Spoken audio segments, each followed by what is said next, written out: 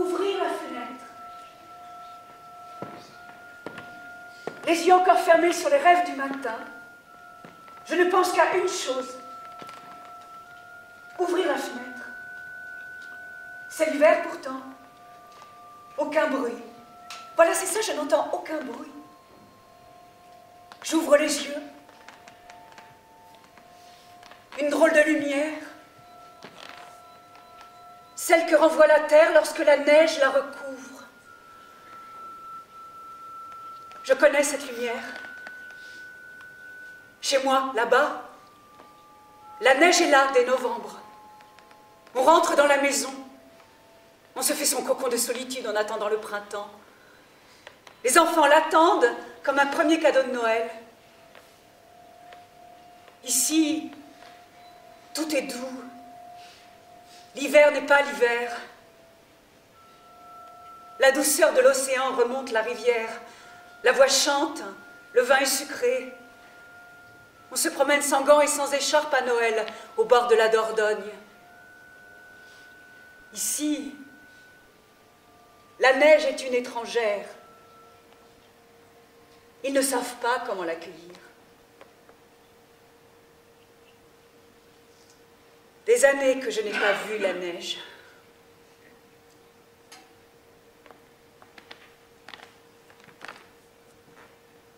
« 1er septembre 1939. Je suis une enfant de l'été. Je viens d'avoir 16 ans. La chaleur de cet été encore bien présent a nourri l'insouciance et endormi les inquiétudes. 1er septembre 1939. Le tocsin retentit. Sur les murs de Strasbourg, de grandes affiches blanches aux lettres noires disent qu'il faut partir, rejoindre les points de rassemblement, emporter 30 kilos de bagages, nos papiers, 4 jours de vivres, c'est tout. Je n'y comprends rien. Le train roule, les banquettes en bois me meurtrissent le dos. Je saurai plus tard que nous avons eu de la chance, que d'autres sont partis dans des wagons à bestiaux. Des femmes, des vieux, des enfants qui jouent dans le couloir, pas beaucoup d'hommes. Pourquoi mon père est-il avec nous? Où allons-nous? Un nom circule? La Dordogne. Troupeau épuisé sur les quais, on nous regarde, on me regarde. Mes cheveux roux, ma peau blanche, je me sens étrangère. Je ne dors pas, je me lève. Je cherche quelqu'un avec qui parler. Dans le couloir, une femme veille sur nous, assise sur une chaise.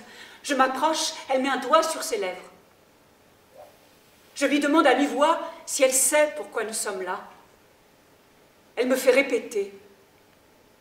Lorsqu'elle me répond, je comprends que mes mots ne chantent pas comme les siens. Elle me dit que la guerre est déclarée. Je ne sais pas ce que ça veut dire. La guerre, c'est dans les livres d'histoire. L'été ne va pas avec la guerre. Pourquoi sommes-nous partis, abandonnant Strasbourg comme une belle endormie?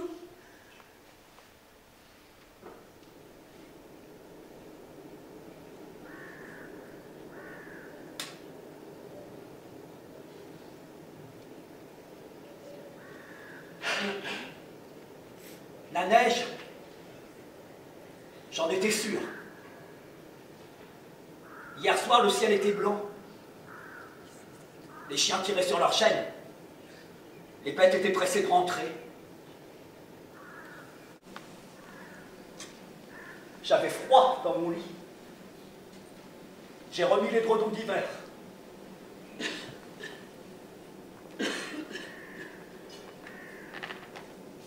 La ferme est silencieuse. Anna n'est pas là. Mais la maison est pleine d'elle. De son corps si vivant,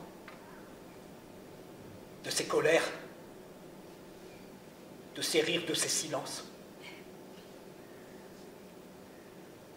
Je ne parlais pas comme ça avant. Avant ce matin de septembre.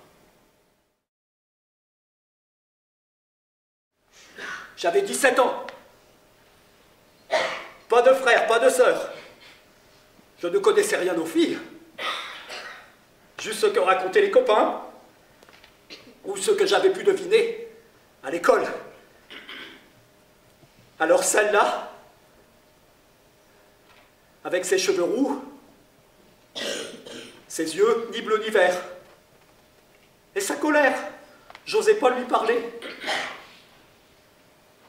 Elle me voyait pas. Elle me parlait pas.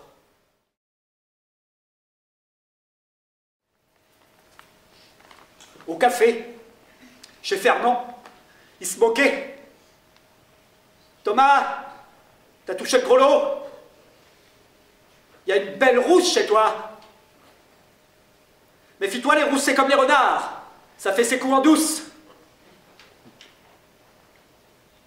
Je plongeais le nez dans mon verre. Ils en rajoutaient. Elle parle français, au moins. Je ne répondais pas. Oui, elle parlait français. Son français ne chantait pas comme le nôtre.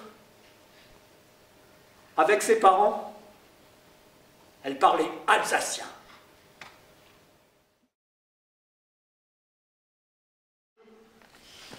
Une nuit de bal, dans la grange des Dupuis.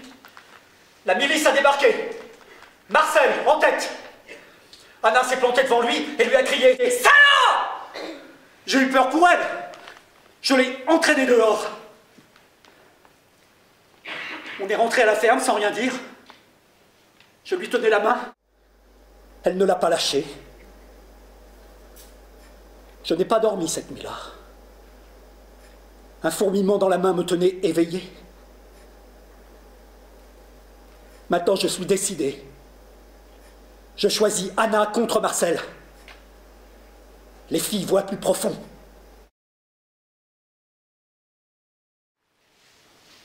Je dis à mon père que je voudrais rejoindre ceux du maquis. Que je n'irai pas au STO. Que je ne suivrai pas les gendarmes qui viendront me chercher. Dans ses yeux, une drôle de lueur.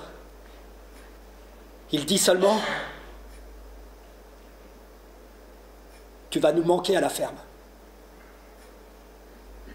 Demande à ta mère de préparer tes affaires. »